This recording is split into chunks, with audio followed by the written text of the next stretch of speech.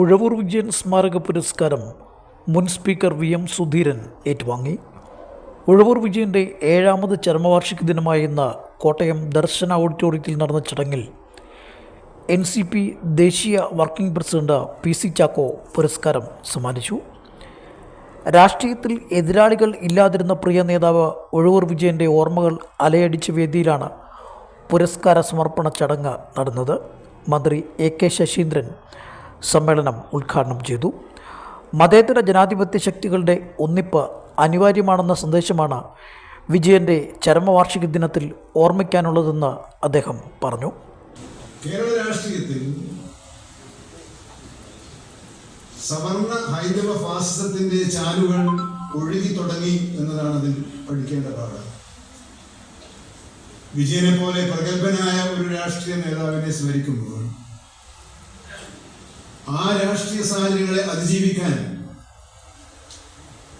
എന്ത് രാഷ്ട്രീയ പോംവഴിയാണ് നമ്മുടെ മുമ്പിലുള്ളത് എന്നതിന് ഉത്തരം കാണാൻ ബാധ്യതപ്പെട്ട നേതൃനിരത്തെയാണ് വിളിക്കുന്നത്. ഞങ്ങൾ അഭിമാനിക്കുന്നത് ആ അഭിമാനത്തിൽ ശ്രീ PC ചാക്കോ ഉണ്ട്, ശ്രീ V.M. സുധീരനുണ്ട്, ശ്രീ തിരുവഞ്ചൂർ രാധാകൃഷ്ണനുണ്ട്. 78-79 കാലഘട്ടങ്ങളിൽ നമ്മൾ ഉയർത്തിയ ഒരു മുദ്രാവാക്യമുണ്ട്, ഒരു ആശയമുണ്ട്. വർഗീയതക്കെതിരെയുള്ള പോരാട്ടത്തിൽ പുരോഗമന ജനാധിപത്യ മതേതര ശക്തികൾ യോജിക്കണം. ആ രാഷ്ട്രീയത്തിന് മുമ്പന്നത്തെക്കാളേറെ പ്രസക്തിയുള്ളൊരു കാലഘട്ടത്തിലൂടെയാണ് നമ്മൾ കടന്നു പോകുന്നത്.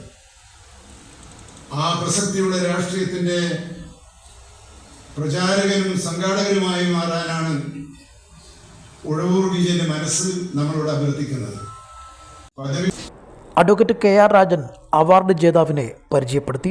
മന്ത്രി VN വാസവൻ മുഖ്യപ്രഭാഷണം നിർവഹിച്ചു.